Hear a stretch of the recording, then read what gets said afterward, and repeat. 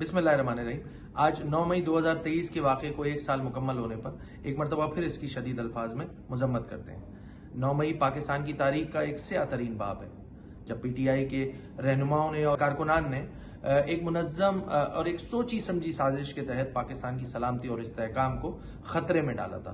اس دن پاکستان کی اہم دفاعی تنصیبات، عوامی املاک، سرکاری املاک، غرض یہ کہ شہدائے یادگار تک کو ایک منظم انداز سے نشانہ بنایا گیا۔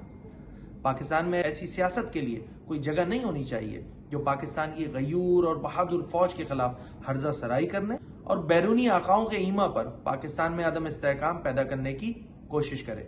سانحہ 9 مئی میں ملوث تمام ماسٹر مائنڈ اور سہولت کاروں کو اور کرداروں کو، ان تمام لوگوں کے خلاف قانونی کارروائی مکمل کر کے نشان عبرت بنایا جائے، تاکہ مستقبل میں کوئی بھی گروہ یا جماعت ایسا عمل دہرانے کی جرات نہ کرے۔ پاکستان زندہ باد۔